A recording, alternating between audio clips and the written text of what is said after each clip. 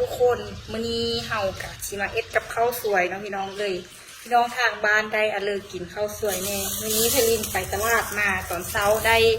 ไส้หมูมาเบิดนี้กับประมาณโลกว่าๆเนาะพี่น้องเนาะก็คือประมาณคัดตีเป็นเงินบ้านพลินกับ75มันกีบหรือว่า101ของประเทศไทยนั่นแหละเนาะพี่น้องก็คือโอ้หลายตึกเลยพี่น้องนี่คนอันนี้ก็คือเป็นความมักส่วนตัวของตัวเองเด้อว่ามักแนวเลยกับหาเอาแนวนั้นมากินเนาะส่วนพลินก็คือเอามาเฮ็ดกินแล้วก็คือเอามาปิ้งพี่น้องเอามาปิ้งคือแซ่บพี่น้องก่อนที่เอาไส้นี่อันมาปิ้งพลินกับซีต้มสะก้อนเอาต้มมาล้างสะก้อนล้างแล้วค่อยต้มเนาะเพื่อให้มันสุกไวนั่นเองเนาะทุกคนก็คือตอนนี้พลินกับซีค้างหม้อเพื่อต้มนี่เนาะค้างหม้อป้าเนียนแล้วก็จะเอาอันไส้หมูหรือว่าไส้อ้อนหมูนี้ไปล้างน้ำเนาะพี่น้องเนาะถ้าผู้เลือกหูเอ็ดก็คือจีโบข้าวแต่ถ้าผู้เลือกหูเอ็ดก็คือจีข้าวแต่อันนี้พลินว่านี้น่าจะข้าวเดี๋ยวเบิดเนาะพี่น้องเนาะไปก่อนอื่นเบิดพลินกับชีค้างหม้อเพื่อต้มน้ำนั่นเองมาทุกคนก้อนเห่าชีไปล้างซุงล้างไส้พลินกับจีค้างหม้อไว้สักก้อนเนาะเขากับชีเอาน้ำลงไปต้มเนาะพี่น้องน้ำนี่ก็คือน้ำดื่มนี่แหละพี่น้องเอ้ยน้ำดื่มหรือน้ำประปาน้ำอันเดือก็ได้เนาะเอาลงไปต้มพี่น้องเสื้อมันกะพอดีเอาลงไปกับหม้อเนาหม้อเหม็นเนานี่ไปพี่น้องเอ้ยหม้อนี่ก็คือว่าสู้ชีวิตสุดๆเลยแหละพี่น้องเอ้ยเอาเบอร์ขี้หูดลงไปพี่น้องหรือเบอร์มะกรูดนั่นแหละแล้วก็ขี้เครือลงไป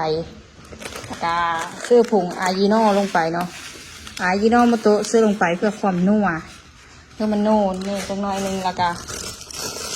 เสื้อเกลือลงไปจังน้อยนึงไอรินกับซีทำการเสียบหม้อเนาะเสียบหม้อป้าไว้ให้มันฟดแล้วเฮากับซีทำการไปล้างไส้น้ำเดียวพี่น้องเลยหลังจากที่พลินค้างหม้อป้าเนียนเฮากับเอาไส้ไปล้างเอาเสื้อไปล้างเสื้อน้ำนี่เนาะพี่น้องเพื่อให้ไส้เฮามันโมข้าวขนาดพี่น้องเลยฝากทุกคนเอาไส้หมูไปล้างน้ำเดียวพี่น้องมาพี่น้องเอาล้างไส้หมูตะก้อนเนาะพี่น้องเนาะไส้หมูนี่ก็คือซื้อมาประมาณโลนึงโลปลายเลยเด้พี่น้องเลยเห็นไส้งามแต่มีสดๆน้องเมื่อออกจากเขียงก็มีเลยเนาะพี่น้องไส้หมูอ่อนสดๆน้องเมื่อได้เลยบรรยากาศคนก็บรรยากาศดีเองเนาะพี่น้องทำการล้างไส้หมูมีไส้ตันต้องเลื่อนไส้ตันบริเวณเราเลยนี่ก็เดี๋ยวเนาะตักกะล้างแล้วก็เอาไปตีเอาไปต้มแล้วก็เอาไปตีน้องเลยไปจับนะแซ่บเนี่ยจากน้อยนึงน้องเลยตีแซ่บโบขาวเนาะเป็นที่มันโบขาวทันล้างแค่สีมันจะแห้งสีขาวเลยค่ะเอาเป็นที่วิธีมันจะสีโบขาวน้องไปยิงกับกีฬาดีๆสักก้อนเราพี่น้อง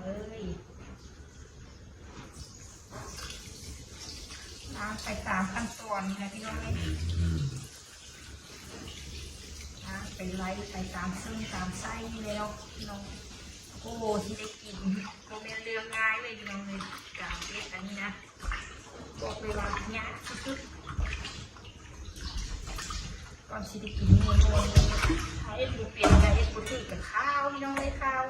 แต่อันนี้ข้าวไม่เจอบุ้งข้าวเดียวเบิดข้าวนี่เลยอันนี้เป็นสูงก็เดี๋ยวไปทุกคนมาทุกคนให้ลินกับสิเอามีตัดเนาะเอามีตัดคือมันเป็นห่วงเพิงห่วงมันนี่จะน้อยนึงเนาะเพราะว่ามันยาวเกินบุกมูจ้าเสียวตัวเลือเสื้อตัวเลือนะพี่น้องคือมันยาวบูดตัดออกประมาณนี้คือกีฬาเอาอันไส้ทางในออกก่อนกันล้างลายลำไส้มันจังสีก่อนเพราะลินไม่อยากคือมันขมนะพี่น้องอยากซื้อมันขมแต่ถ้ามันขมกับโบปิดเลยเนาะพี่น้องก็คือเอาต้องล้างบ่ให้มันข้าวแล้วโปพี่น้องล้างไปเพื่อบ่ให้มันข้าวแล้วโป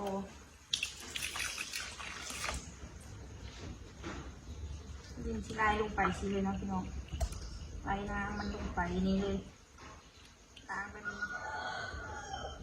เอาต้องเอ็ดให้ละเอียดนะพี่น้องละเอียดพวกเราเองกินเองเราขั้นตอนต้องแบบครบถ้วนออกมาสมบูรณ์แบบพี่น้องเพื่อมันเป็นตะกินตะแซ่บนะพี่น้องเลยเองกินเองพี่น้องบอกเลยว่าไป บางคนเพิ่นกับกีล้างแบบอาหารเนาะก็คือมันสิขมอ้อยม้อยนี่จะน้อยนึงนะพี่น้องนะเพราะว่าเดี๋ยวเนาะได้เลยก็ได้เพราะมันข้าวแล้วพอแต่พลินเจ้าตัวบ่มักขมปลาเลือดสิล้างออกแบบนี้เนาะล้างออกประมาณนี้เนาะเพราะเฮาบ่มักขมปลาเลือดนะพี่น้องบ่มักขมพอเท่าเลยแล้วสิล้างออกก่อนเนาะพี่น้องตัวนี้ได้พี่น้องเนี่ยตัวนี้นี่ได้พี่น้องเลยล้างลินต้องล้างเพิ่มเติมพี่น้องไพลินชีโบก้อยพลาดจะกัดเนาะเพราะว่าไพลินกินผู้เดียวไพลินโบมักขมไพลินกับซีเอสก็มีแหละแต่ผู้เลือมักขมน้อยๆนึงขนาดขมจะน้อยนึงกับปะเลยก็ได้พี่น้องล้างคือมันโบเข้าแล้วย่าอันนี้จะเป็นขั้นตอนหนึ่งที่ซื้อของไพลินเอสนะมันก็คือมีความขมๆเนี่ยพี่น้องเลยผมเนี่ยจะน้อยใส่มืองามจริงเลยใส่อ่อนงามแบบนี้คือเราไปซื้อมาที่ตลาดไปได้มาที่ตลาดตอนเช้าเนาะพร้อมใส่น้ำเอาไปเอ็ดใส่อ้วกคือสิค่ะของพี่น้องเบิ่งใส่กอกขนาดน้อยใส่กอกหรือใส่อ้วกบ้านพี่ลิงเอิญใส่อ้วกแต่บ้านน้องเอิญเดือพี่ลิงหูเตียวพี่น้องมันปุ๊บไปฮอดคือลินชีตัดลิงดัดเอาเลยเนาะลิงออกเลยเอาคือมันได้พอประมาณขมกระช่างเนาะล้างคือมันทันกระโปงละใส่ออกก่อนพี่น้องเอาน้ำออกก่อน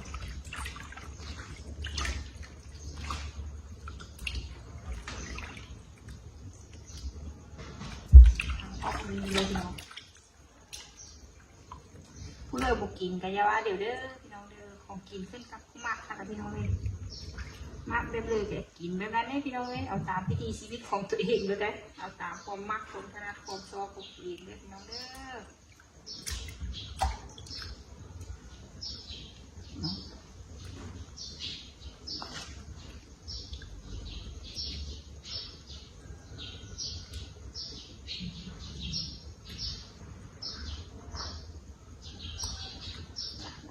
ดีเลย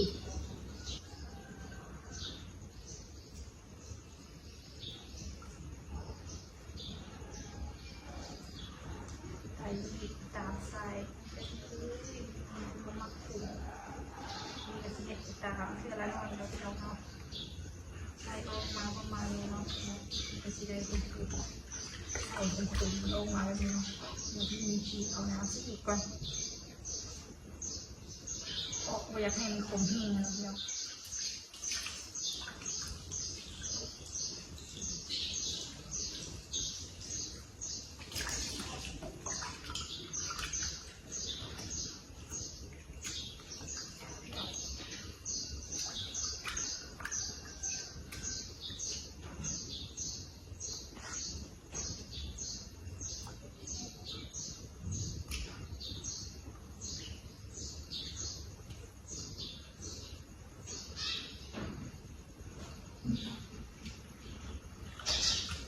ทุกคนหลังจากที่พลีลายน้ำแล้วพลีจะซีเอาอันตัวนี้ใส่เนาะเพื่อให้มันขาวสักหน่อยนึงเนาะเพราะว่าโค้งใส่ลงไปคือเชื่อว่าขึ้นกับผู้มักนะพี่ลิงก็คือเอาอันนี้ลงไปเนาะเอาอันนี้ลงไปมักเนียนเนาะมักเนียนเพื่อดับกลิ่นขาวของมันก็มีขาวเลยมีแต่คำว่าขาวเดี๋ยวเปิดเอาไปมีแต่คำว่าขาวเดี๋ยวเปิดแล้วใครดีพลีว่าก่อนหน้าคิดอะไรน้อยเป็นเลยเนาะเพื่อให้มันโบขาวนะเป็นกระวังเลยเด้อใส่จับหัวชิ้นเคอร์ไปเด้อเชื่อหัวชิ้นเคอร์ลงไปหยาบนำนี้เพื่อดับกลิ่นขาวเนาะดับกลิ่นขาวเอาหยาบนี้แบบนี้เลยให้มันเข้ากันแบบนี้ปาคั้นเนาะพี่น้องคั้นเพื่ออันนี้ใส่ดับกลิ่นขาวมันในตู้วัฒนธรรมปาดออกเลยปาดออกมันตัวถึงดิวมาแล้วพี่น้องเอาข้าวเจียวลงต้มพี่น้องต้มจากหน่อยนึงแล้วเอาข้าวเจียวมาอันนั้นพี่น้องเลยเอามาเล็ดน้ำซื่อมาปิ้งนะพี่น้องเนาะต้มไว้ให้มันชุกเนี่ยแล้วเอาเจียวมาปิ้งให้มันแห้งๆกรอบๆนะพี่น้องเนาะ เอ็ดกินน้ำเดียวขึ้นกับผู้มากค่ะที่เราไปผัดเอาเลยเอ็ดเท่านั้นเนาะแต่เอาแต่ความถนัดของแต่ละคนแต่ละบุคคลพี่น้องบอกว่าดิมันสีแบบขมอ่อนๆเนี่ยนะแต่มันสีบ่มีกินข้าวค่ะเอาเอ็ดอย่างนี้พี่น้องเอากาแฟลงไปคั่วซื้อก็ได้เนาะหรือว่าเอาเกลือไม่ยำๆก็ได้นี่อันเดียวกับเสื้อนั่นนะพี่น้องแต่ว่าเขาเคยเอ็ดกับเดือเนาะ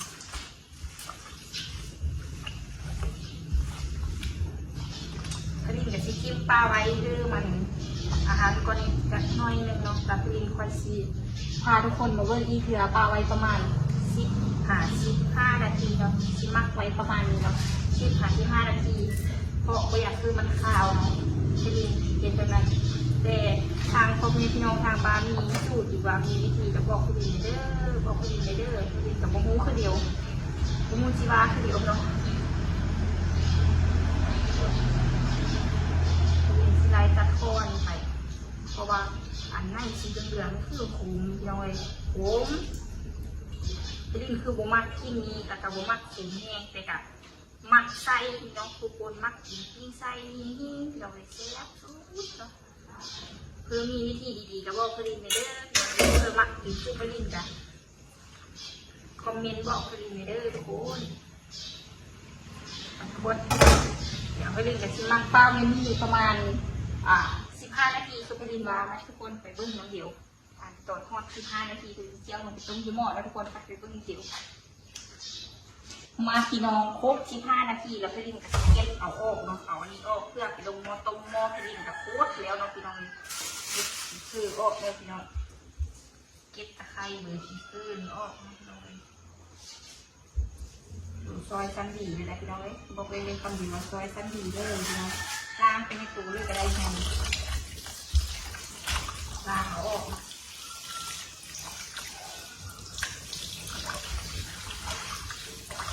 บอกแค่คำเดียวค่ะอร่อยเมนูนี้เป็นเมนูเด็ดเป็นกับแก้มกันดีพี่น้องเลยเป็นกับแก้มเป็นเมนูเป็นกับเต้ากันเมนูเด็ดเมนูของพูดของมัดของคือเวลาขึ้นเกมเป็นของพูดของมัดของที่นะบางคนก็จะที่บอกกินจะต้องกราบขอโทษหลายเด้อแต่อันนี้มันเป็นอาหารเนาะเป็นอาหารที่มากกินที่เรามากยาวาอยู่ด้วยพี่น้องเลยวาอยู่ตรงเวลาเขาทางร้อนๆทางกระทะให้จะน้อยลงเนาะ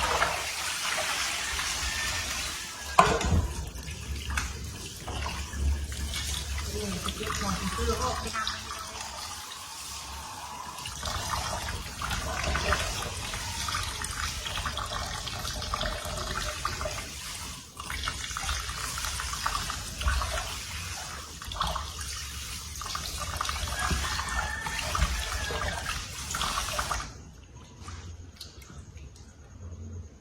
เพื่อที่จะออกได้เท่าที่เอาออก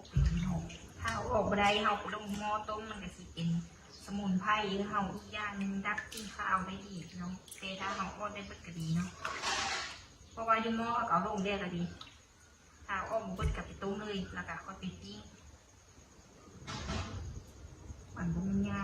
มันเป็นของขี้คือที่ไปดิ้นเอามาดับกินข้าวซื้อน้องพี่น้องออกประมาณนี้ที่เราจะย้าย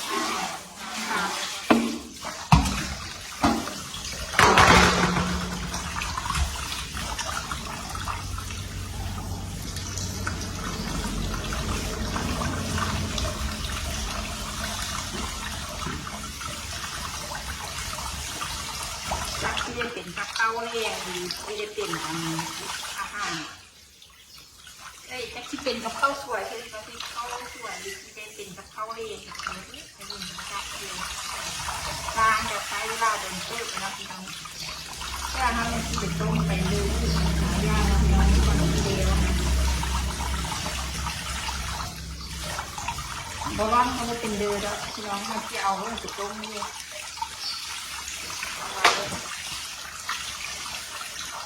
บอลลอนเขาว่าอยู่เดี๋ยวติดต้มนี่คือมันใส่ได้ข้าวไม่จูเลยพี่น้อง พี่น้องได้มาแล้วนี่ก็คือไส้เนาะห่วงไส้ที่ผลิตลางเราจะซื้อเครื่องมาไว้ประมาณ15 นาทีแล้วพี่น้องค่ะเอาไปต้มน้ำเดียวปักทุกคนเอาไปต้มน้ำเดียวไปดิ้นกระลางแล้วเป็นทีแอบพอยแล้วก็เสียบไปลงหม้อต้มน้ำเดียวนะพี่น้องหม้อเอาก็คือเดือดแล้วเนาะพี่น้องพดแล้วเนาะอยู่ทางด้านนี้เราก็คือหม้อฟดปุ๊ดอยู่เนาะพี่น้องเนาะก็คือเฮามันเสียเวลาหลายเทื่อนะปักทุกคนไส้ลงต้มน้ำเดียวพี่น้องเฮาสิเอาไส้เฮาลงไปต้มในหม้ออีหางเขาเนาะพี่น้องหม้อพันปีหม้อล้านปีเลยพี่น้องเลยหม้อแดงลีนกับชิต้มอยู่นี่เนาะจนกว่ามันจะสุกเลยเนาะพี่น้องต้มเพื่อมันสุกสักก้อนเนาะพี่น้องเนาะแล้วเขาค่อยจะเอาไปเอ็ดอันอื่นโตค่ะนะพี่น้องเขาจะเอาไปปิ้งไปจี้กะว่าเดี๋ยวไปเนาะพี่น้องเนาะแต่ให้ลินจีขอต้มเพื่อมันสุกสักก้อนค่อยจีบยากเนาะพี่น้องเนาะมันค่อยจีบยากแล้วก็ชิเป็นกาแบบเกี้ยมๆของมันชิปิ้งชุบไว้นะพี่น้องถ้าเราไปปิ้งเลยมันก็ยังมันยากเลยพี่น้องเนาะมันยากมันกินยากพี่น้องเลยเอาไปเสียแบบแนวที่มันง่ายเนาะพี่น้องหม้อแดงผีสิงเข้ากับถือว่าสู้ชีวิตแห้งจากกระเดือเลยพี่น้องให้ลิ้นกับหูเขาเดียวเนาะแต่กับชิต้มคือไซสุกสกอนพี่น้องเอ้ยสีสันบางคนมันก็ชิบกินเลยต้องกล้าขอโทษหลายๆเนาะขอโทษผู้ที่บกินเห็นให้ลิ้นกินอย่างซีกะก็ขอโทษหลายๆเด้อแต่อย่าลืมซัพพอร์ตผลิตเด้อทุกคนคือพี่นุ่งกับข้าวสวยผลิตได้ฮักเบิ้งค่ะชิได้กินเป็นแรกๆแทนพี่น้องเลยไปพี่น้องก้อนหม้อชิต้มซุปของกะทิปะมันอยู่นี่ก่อนเนาะพี่น้องเราก็อย่าลืมฝากกดไลค์กดแชร์กดติดตามเพื่อเป็นกำลังใจให้ผลิตคลิปออกมาคลิปเมื่อออกมานำเด้อพี่น้องเด้ออยากผลิตคลิปอันเดิมนั่นก็อย่าลืมคอมเมนต์บอกผลิตเด้อทุกคนฝากติดตามวิถีชีวิตของสาวลาวคนนี้เด้อพี่น้องเด้อขอขอบใจมาพี่น้องตอนนี้ผลิตเองก็ได้ต้มไปโดนเติบเลยนะพี่น้องหม้อผลิตกระเดือดปุ๊ดก็มีเนาะหม้ออีห้ากับสีเดือดประมาณนี้เลยพี่น้องเลยไส้กับสีสุกเลยเนาะพี่น้องเนาะแต่กันยังพวกท่านน้ำพวกท่านแห้งดีปะเลยนะพี่น้องเดี๋ยวผลิตจีเอามาเอือบเครื่องแล้วก็ปิ้งนะพี่น้องเนาะก่อนอื่นเมื่อผลิตกับสีผ้าทุกคนไปดังไฟก้อนพี่น้องเลยดังไฟปลาเมียนเพื่อไฟสีลูกนี่ค่ะบอกได้เลยว่าใช้เวลาโดนเติบอยู่ได้พี่น้องเลยไปทุกคนไปเป็นคนดังน้ำเดียวอีได้พี่น้องอยู่น้ำผลิตนี่บอกมีเด้อมีแต่เป็นคนดังเนาะพี่น้องเป็นคนดังอยู่ตลอดเวลาบอกได้คำเดียวว่าบ่ดังมันนี่บ่ฮู้ว่ามึงเลิศจีดังแล้วพี่น้องเลยมากับคนดังพี่น้องดังที่ว่านี่ก็คือดังไฟนะพี่น้องเลยดังท่าเนาะพี่น้องเนาะไปเบิ้งเดียวให้ลินเสียแล้วเลยกะที่ท่านที่ลุกหรือลุกมีอันนี้พลินกันยังบ่ฮู้คือเดียวแต่พลินกับที่ต้มไส้อีกน้อยนึงสักก่อนเนาะขอให้น้ำมันแห้งสักก่อนเนาะต้มเพื่อน้ำมันแห้งมันกับกำลังฟดกำลังเดือดอยู่เนาะพี่น้องเนาะคนไปดังไฟอันเดียวลูกนั่นกะซอยเดียวนะพี่น้องเนาะดังซอยเดียวเอ็ดซอยเดียวได้กินไว้ได้พี่น้องถ้าเอ็ดเดียวนี่น่าเลี้ยวได้กินเดียวมากทุกคนกินน้ำเดียวแล้วอีได้กินน้ำเดียวต้องเอ็ดซอยเดียวได้พี่น้องมากินน้ำแล้วก็ต้องเอ็ดซอยพี่ลิ้นได้พี่น้องเลยไปทุกคนไปดังไฟเดียวก้อนเป็นคนดังสักก้อนพี่น้องเลยมาพี่น้องพี่ลิ้นกับสีเริ่มดังเลยแล้วพี่น้องพี่ลิ้นจะเอากระดาษทิชชู่อ้อยท่านี้เหมือนยาเบิร์ดนะพี่น้องยักเบิร์ดนะข้ามทำสีเลี้ยพี่น้องขอข้ามเขาทำบอลนะวิ่งข้ามได้บอลไปข้ามมูเบิร์ดน้องไอ้สามีนะพี่น้องเลยไอ้คือเอาน้องนั่งน้องพี่น้องน้ำไฟสักก้อนก้อนมีน้ำไฟดีสักก้อนน้องแล้วค่อยเอาท่านจะซื้อมีไฟแซ่บของเขาทำการลูกทำการพูดมันดีสักก้อนทำดีแล้วเอาท่านซื้อแล้วน้องท่านได้เอาไฟอะไรสักก้อนเนาะระเบิดบึ้งซื้อเลี้ยวปั๊บไฟให้ดูเลยระเบิดบึ้งพวกได้คำเดียวว่ามีอะไรน้องไหนที่เราไม่กดดังใกล้หรอกให้ดัง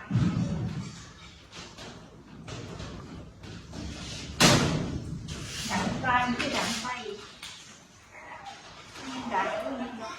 ไม่มีดังเขาเป็นลูกมันถือว่าเขาดังนะคนธรรมดาเลยพี่น้องเลยลุกไอ้นี่มูนี่แบบดังไปก้อนเลยลุกไปวานอยู่มือเลยพี่น้องเนาะแต่กันมีคนรถไปขึ้นมีเสียแต่ว่าที่จะน้อยไม่เลย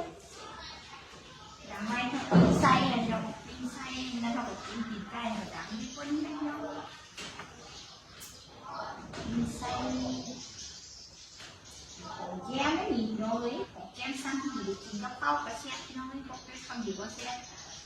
ไปทุกคนเบิ้งก่อนว่าที่เป็นอยู่เบิ้งโซ่ชื่อสิบปีง่ายๆเลยพี่น้องเลยที่ต้องเล่ค่ะเนี่ยมาดังซึ่งเพื่อมันขึ้นไปนิดเดียว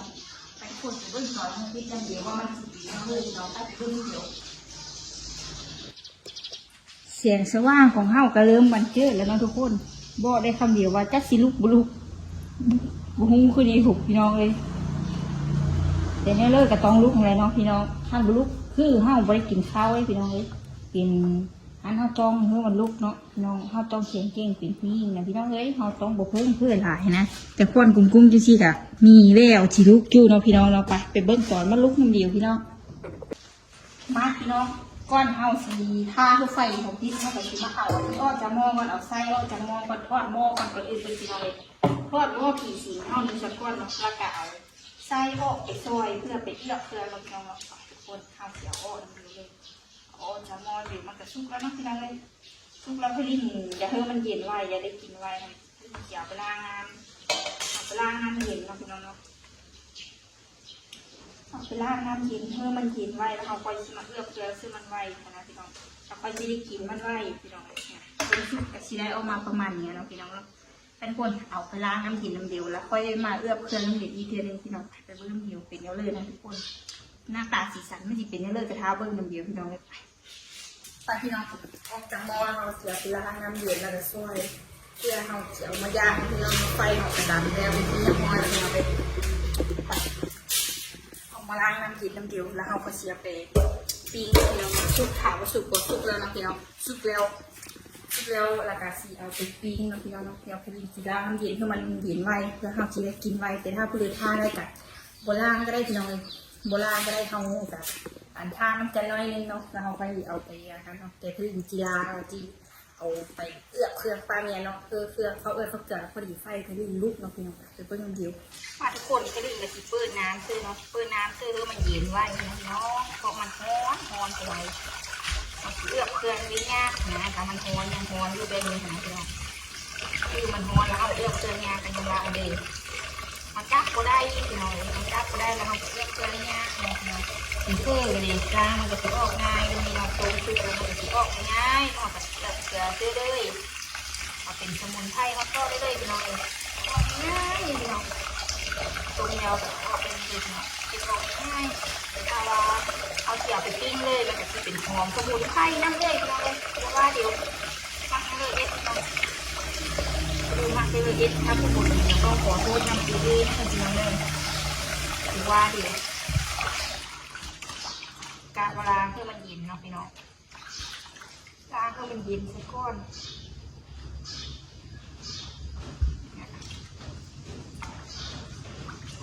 ล้างเพื่อมันเย็นประมาณนี้สักก้อนพี่น้องค่ะ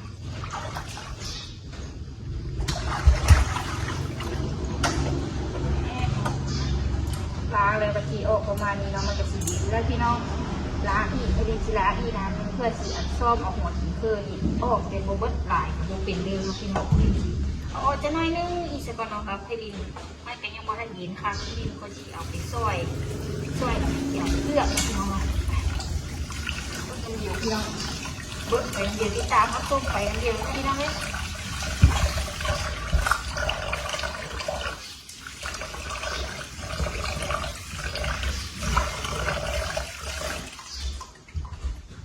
มีความมันนะพี่น้องติดแล้วพี่น้องปัจจุบันเฮาซีพิซซ่อยปัจจุบันมาทุกคนเขียนเฮาลงมาเขียนผีสีเฮานี่แล้วพี่น้องเลยเอาเขียนผีสีเฮามาซอยพี่น้องซอยเฮาเสียเอาไปเอือกพี่น้องเอือกปิ้งนะพี่น้องเอ้ยเอือกปิ้งแซ่บปิ้งแซ่บเลยพี่น้องตักไปเลยตักไปเอือกนะพี่น้องอันให้ลินจีเสียบไม้เนี่ยจาก2-3ไม้เนาะพี่น้องเพื่อมันกลุ่มก้มเสียบไม้กับมีเราปิ้งเลยผลิตปิ้งเลยกันได้เนาะถ้าเพื่ออยากเสียบไม้นะคือผลิตกับเสียบได้เลยนั่นเลยทำเปลือกเสียบปิ้งเลยเนาะผลิตเสียบเอือกเครื่องสักก้อนก่อนอื่นไปแต่ผมเอาลายสายเงาเอือกเครื่องคือมันได้สักก้อนมาพี่น้องค่อยว่าถึงมือนะพี่น้องเอ้ยใส่แซ่บนี่เนาะแซ่บกรอบเลยใส่กับใส่มืออยากเขียนเอาออกมาต้มพี่น้องได้มากกว่าเช้า มันก็คือจีลมตอนกลางคืนนะพี่น้องเพิ่งใช้แบบย่างงามๆดีเนาะอันนี้ให้ดีจีปิ้งเป็นพวงเลยพี่น้องเพราะว่ามันมีติดอันนี้อยู่ดิ้นจากหัวยาแง่มันออกว่าอันนี้คือแบบแซ่บแห้งพี่น้องแซ่บแห้งแต่มันมันพี่น้องแต่มันปิ้งจะปิ้งยากหนึ่งจะน้อยหนึ่งแต่จะปิ้งเดิมต้องซอยเลยแต่พอดีนะพี่น้องเพราะมันกลมกล่อมเพื่อเอาไปเอื้อมันเข้าเนื้อเข้าหนังซอยมันเป็นก้อนพอดีแซ่บพอดีนัวพี่น้องเลยเอิ้นมาแบบนี้หวานขึ้นเบิ่งขึ้นเป็นเอิ้นมาเลยไปรีบลงมือแต่หวานรีบเอิ้นมาซอยให้มันพอดีแซ่บพอดีนัวพี่น้องอันนี้พวงไส้อ่อนเอาเลยเอาเรือพลินกับสีเอาเอือบเครื่องมันลองไปเอือบเครื่องดูเอือบเครื่องพลินเซอร์กันมีได้ดอกเนาะมีไม่เดียวพี่น้องไปเอือบเครื่องเดียวมาพี่น้องพลินกับสีเอือบเครื่องปีกับสีตามแบบบ้านๆเลยพี่น้องกระเทียมมีพลินยังบนทุบน้องพลินสีหัวเอากระเทียมไปทุบก่อนแล้วก็เอาอายีนอลงไปพี่น้องอายีนอมันตัวลงไปใส่หลายแซ่บหลายใส่น้อยแซ่บน้อยพี่น้องน้ำถ้าที่เขาไม่ได้แล้วใส่ลงไปกันน้อยละลายตัวพี่น้องแล้วก็เสื้อน้ำตาลลงไปพี่น้องน้ำตาลลงไปตามผิวมากพี่น้องเลยถึงตามรสชาติผิวมากเลยพี่น้อง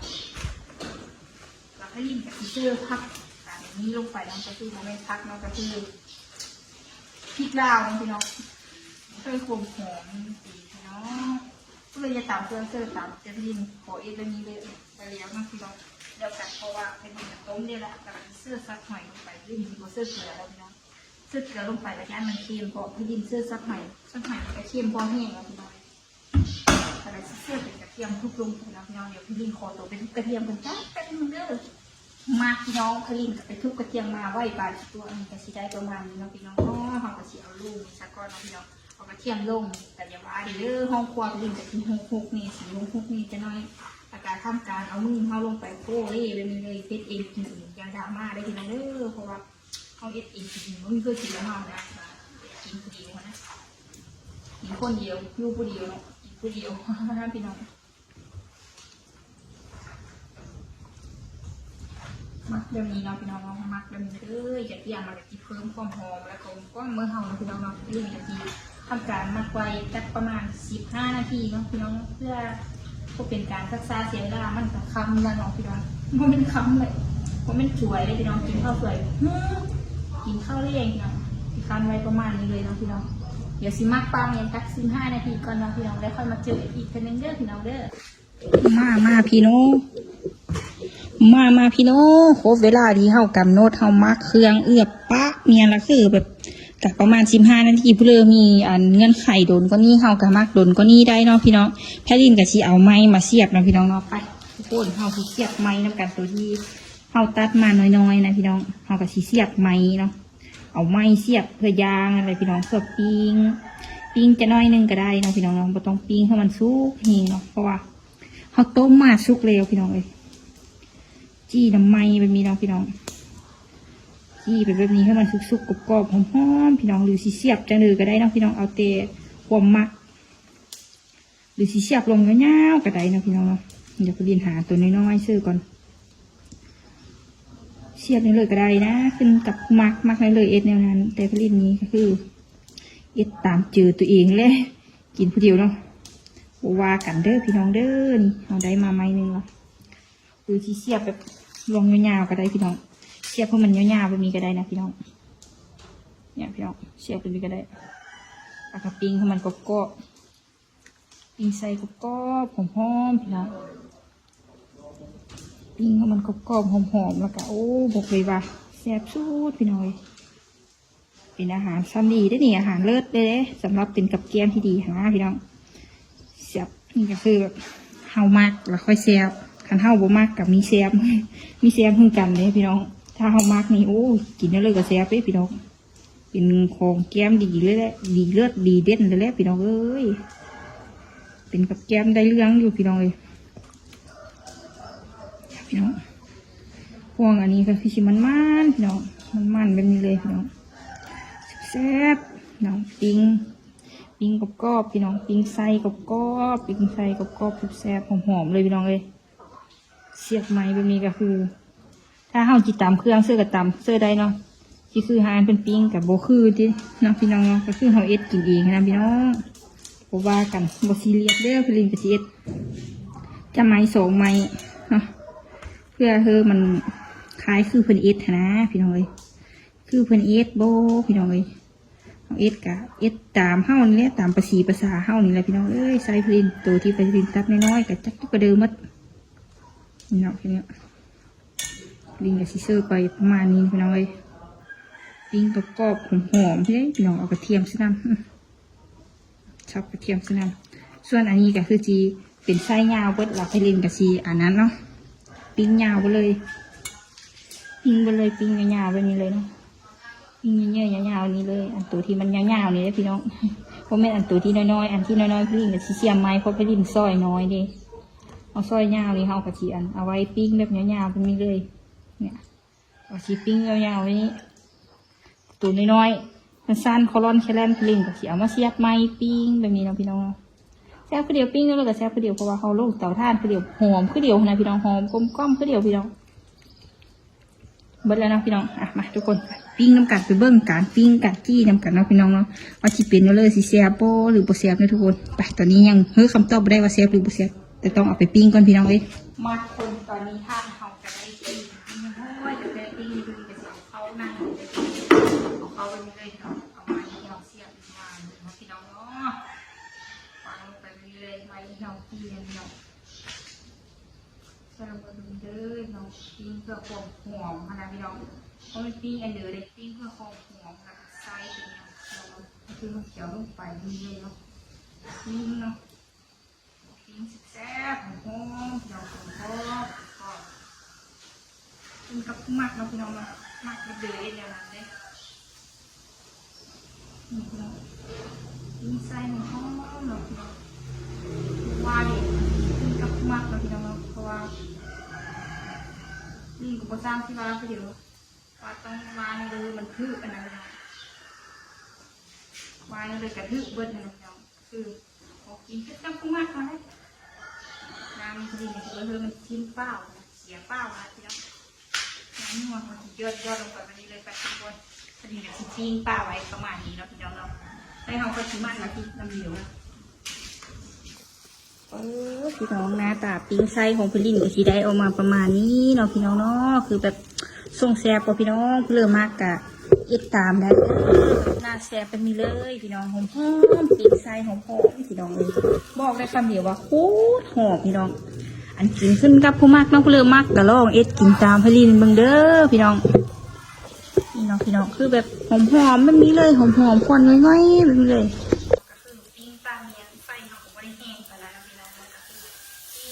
ปิ้งก็มันก็แห้งๆนะพี่น้องคือเอ็ดไปตามจืดตัวเองเลยเราพี่น้องแห้งยังเดิมเอาที่แห้งนะพี่น้อง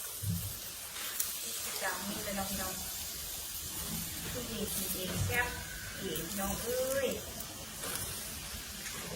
ตัวเป็นไม้จะพริกไงจะน้อยเราพี่น้องเพราะว่าเอาตั้งตัวนี้พริกไงจะน้อยจะเลยพี่น้องแห้งเลยเอาไปกินหอมแล้วที่เลือกหน้าตาที่สู้แกครับวันที่เส้นแบบนี้เลยเนาะแต่จะบอกว่าโอ้หอมเนาะโอ้หอมจะรสชาติเกี่ยวมาเป็นเรื่องยังมูแต่ที่มูก็คือแช่ไปหน่อยเดี๋ยวเล่นกับหอมบึ้งทิ้งสักก้อนยานทิ้งมันซุกกับปลาทานนะพี่น้องเพราะมันรสก้องพี่น้องไม่ทิ้งรสก้องพี่น้องก็กระเต้นนี่บนเยื่อเราพี่น้องกระเตะที่มันบริเวณปานเลยเขาไปคอยทิ้งคนขาไม่ได้พี่น้องทำเบิ่งเดี่ยวออกมามันเกิดสุดมันจีเป็นเยอะเลยนะพี่น้องไปทุกคนเตรียมแอบข้าวแอบน้ำมากินข้าวนะพี่ทุกคนคือกินคนเดียวไม่ได้ประมาณเต็มจานพวกเลยกินพวกเว้ยพี่น้องกินเยอะเลยกินนี่มันแต่การกินหลายแค่กันหมดเรือได้พี่น้องไปทุกคนเบิ่งปิ้งเดียวอย่าไปดึงขออนุญาตเบิ่งปิ้งก่อนเด้อเดี๋ยวถ้ามันสุกน้อยจะดึงสุดท้ายพี่น้องคนมาความน่าเสียบมันเป็นเรื่องแหละรสชาติมันเป็นเรื่องทางกินเดี๋ยวพี่น้องเด้อไปเบิ่งเดียวตอนทานเลยเดี๋ยวพอดีเดี๋ยวคลิปมันที่ยาวเกินนะพี่น้องเนาะเดี๋ยวท้าหักส้มเบิ่งกองเดียวไปทุกคน บิ่งปิ้งไปเบิ่งปิ้งมาทางว่าซุกแล้วพวกซุกแล้วน้องของกระดิ่งส้มแล้วนะพี่น้องก็คือเอามาปิ้งเพื่อความหอมแล้วก็ความกรอบของมันพี่น้องบอกเลยว่าพี่น้องน่าเสียบกว่าพี่น้องนะกินใส่แซ่บเป็นน้องพี่น้องปิ้งให้มันกรอบกว่าพี่น้องปิ้งเจียวไม่น่าแซ่บกว่าพี่น้องคนพอแบบข้าวตำเจียวมากินข้าวนี่พี่น้องแซ่บเลยพี่น้องปิ้งใส่กินได้เลยบอกกินได้แล้วเนาะกินได้แต่เต็มบันกินกินได้แต่เต็มบันกินมันพี่น้องเลยโอ้ยมันอย่างคือโต๊ะเป็นป้องพี่น้องเลยกินได้เลยจ้ะคงป้องเยอะเกินพี่น้องป้องเยอะเกินแล้วมันกระเดี่ยวในโต๊ะนะคือรสชาติยังเป็นแต่ถามว่าสุกโบนสุกแล้วพี่น้องสุกเต็มบันทันในโลกนี้ลูกขาแล้วพี่น้องลูกขาก็ไม่ได้ต้มเลี้ยวขนาดพี่น้องเลยต้มเลี้ยวกับซุกเลยฮะเนี่ยเนาะแต่บอกเลยคำเดียวอ่ะหอมโอ้โหเลยโคตรหอมเลยพี่น้องเลยมาจำเจียวเกี่ยวมากินข้าวเกี่ยวพี่น้องเลยมาคอยกินคอยเลือกเลยข้าวขาไปให้มันหอมเลยพี่น้องพี่น้องกรอบเลยจำกินกับเจียวโฟมบอกคำเดียวว่าแซ่บสุดเนาะสุดยอดคอยกินคอยขาคอยจี้เลยนี่เนาะพี่น้องหอมสุดๆเลยพี่น้องถามว่ามีรสชาติกินข้าวบอกรีบบอกคำเดียวว่าบ่มีเนาะแบบบ่มีเลยเพราะว่าเขาเอ็ดคือวิธีเขาเอ็ดกันตามขั้นตอนคือข้าวนี่บ่มีกินข้าวมีกินชาไม่มีกุยเลยพี่น้องบ่มีกินกุยเลยเดียวลิ้นขอปีอีกถ้าเป็นตอนมาสุกทุกเกาะเหลืองๆเดี๋ยวพี่น้องอย่าเป็นไข่เบอร์อีกเท่านั้นพี่น้องเดี๋ยวเข้าแอมน้ำหาผักหานี่ที่ชอบมากินข้าวเดียวได้พี่น้องเลยไปคนทาเบิ้งน้ำเดียวสีสันพี่น้องเบิ้งน้ำเดียวโคตรกินเลยพี่น้องปิ้งกรอบๆแบบนี้หอมๆแบบนี้พี่น้องบอกได้คำเดียวว่าแซ่บสุดพี่น้องเบิ้งซอยเดียวป้าพี่น้องกรอบๆมันคอยพริกคอยข่างไปเด้อพี่น้องป้าส่งแซ่บพี่น้องทางบ้านเบิ้งเดียวเป็นเลือดส่งแซ่บอยู่บ่พี่น้องผลิตเอ็ดมือนี้ป้าพี่น้องมากินข้าวเดียวปีกระปุงคุ้งกระต้ามากินข้าวเดียวเด้อพี่น้องเด้อปุ๊พี่น้องว้าโคตรส่งแซ่บเลยพี่น้องนะแซ่บขนาดแต่เสียดายวันนี้จะน้อยนึงเด้อพี่น้องเด้อปุ๊พี่น้องเบิ้งน้ำเดียวคุณนะสีสันเป็นเลือดทุกคนตะกินบ่พี่น้องรสชาติหน้าตาสีสันผ่านอยู่บ่พี่น้องมาเด้อกินข้าวเดียวมาพี่น้องตอนนี้ปิ้งเพลินกับซุกเรียบร้อยแล้วเนาะพี่น้องเนาะโบซุกเลยมันซุกแต่เฮิงแล้วพี่น้องแต่ฮักเฮ้านี่ก็คือมาปิ้งให้มันก็ว่ามันหอมแบบนี้เลยพี่น้องหน้าตาสีสันเป็นได้ทุกคนตะกินอยู่บ่พี่น้องเบิ้งน้ำเดียวพี่น้องปิ้งเพลินเป็นได้ทุกคนตักแซ่บอยู่บ่ทุกคนส่งแซ่บอยู่บ่เนาะพี่น้องมาเด้อกินข้าวน้ำเดียวเด้อพี่น้องเดี๋ยวเพลินขอคลิปเสื้อจานสักก่อนเด้อมาพี่น้องสุกเร็วเพลินกับคลิปเสื้อจานเด้อพี่น้องก็เป็นเลยพี่น้องปิ้งไส้เพลินป้าพี่น้องส่งแซ่บค่ะเลยมีพอเสื้อจานเลยเบิ่งตัวเป็นข้องมีกับสุกแล้วพี่น้องคือสุกแล้วพี่น้องเลยคนก็แบบนี้เลยคนนี่ไปขางไปพี่น้องเพื่อที่ได้ก็ออกมาส่งเสียเป็นอะไรเป็นหน้าตาละคนเป็นบักคักเลยพี่น้องคนแต่เสียดายแอบควันไปแน่น้อยนึงน้องพี่น้องเดี๋ยวไปเล่นขอคลิปเอาเมื่อก่อนมันควันแห้งน้องพี่น้องทุกคนสีสันหน้าตาเหมาะเล่นคำเดียวว่าแต่กินที่สุดพี่น้องเดี๋ยววิ่งของปิ้งอันนี้ถ้ามันซุปพร้อมเดียวเราไปกินน้ำเดียวแล้วพี่น้องเราก็ออกสะกอนมันข้วนพี่น้องเลยยิงออกสะกอนพี่น้องมันข้วนนี่อันนี้มันซุปแล้วปีอีกกันทุกคนได้ออกมาประมาณนี้เลยสีสันหน้าตานะทุกคนเป็นได้ทุกคนเป็นตะกินบ่ทุกคนนี่กรอบๆเรื่องหอมแบบนี้เลยพี่น้องเบิ้งหน้าตาปิ้งไส้พลินพี่น้องไปทุกคนเตรียมเอาออกเมื่อแล้วเราค่อยมากินข้าวเดียวพี่น้องไปติดตามรับชมเบื้องน้ำเดียวพี่น้องพี่ลินกระเดาออกจากจานแล้วพี่น้องก็สิได้ประมาณนี้ผักกาดผักแกมก็ที่มีผักแตงกับมักสลัดแล้วก็เจียวก็จะเป็นเจียวส้มเนาะน้ำจิ้มซีฟู้ดปิ้งไส้ของเรานะพี่น้องเนาะกรอบๆเรื่องหอมๆแบบนี้เลยพี่น้องเบื้องหน้าตาสีสันเป็นเลยทุกคนเป็นตะกินบ่ทุกคนทรงแซ่บบ่น่าแซ่บบ่ทุกคนมาพี่น้องพี่ ลินเห็นแล้วหน้าตาเป็นไส้ของพลินก็จะได้มาประมาณนี้เลยพี่น้องมาทุกคนเจลกับมีเจลซีฟู้ดแบบนี้เนาะพี่น้องเจลส้มนะพี่น้องมาแตงมากับปักแกมค่ะอยากแมงวันกระทรงหลายครับนี่ของพลินคือแบบเป็นอะไรทุกคนทรงแซ่บบ้พี่น้องมากินกันกินกระเทียมใหม่ก่อนมีผักกับก็คือผักสลัดนะพี่น้องอันนี้เลยทำลงไป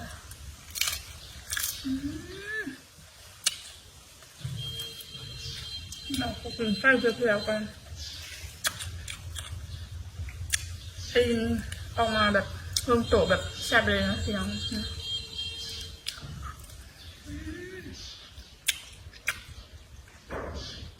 มีความกลมก็ไปถามว่าเมนกินข้าวกินข้าวปะคือบะหมี่เลยนะไม่กินเลยบะหมี่คำว่าข้าวมีแต่คำข้าวเดียวเบิร์ดพี่น้องกินน้ำจิ้มหรือเจ้าคนมา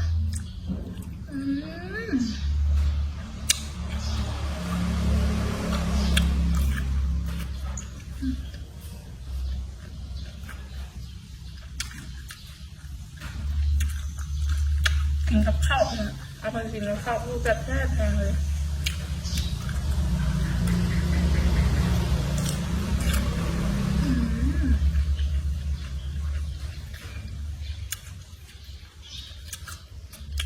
เนี่ยคือแบบ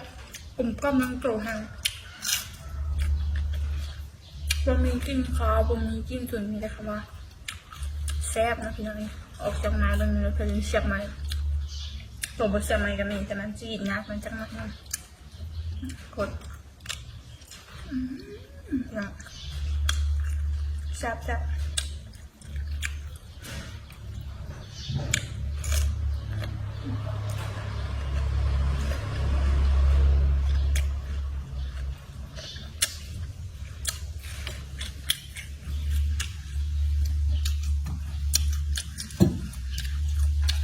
ที่กินยากเลยจากหน่อยนึงเพราะว่าเขาให้ยากต้มจากอีกอย่างเนาะเพราะว่าผลิตจี้เลยกับจี้ได้เนาะแต่ผลิตขอต้มก่อน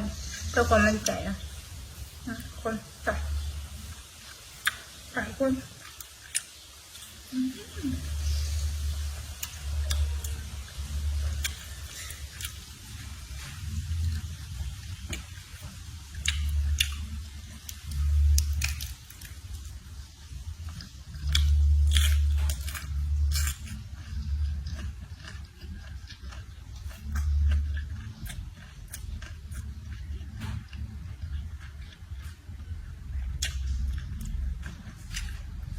บางอันก็จะมีกาดจับแบบนี้นะพี่น้องพอผลิตเบิ้งบุทันไฟจะแห้งเกิดเนี่ยมันก็จะมีกาดจับแบบนี้นะแต่ก็ถามว่าแซ่บบอกแซ่บคือเก้าพี่น้องเนี่ยก็เป็นไส้เป็นท่อประมาณนี้พี่น้องตัวผลิตใบเสียบไม้ตัวเสียบไม้อะสิประมาณนี้ซุปคือกันนะพี่น้องกินทั้งไม้เลยจ้ะ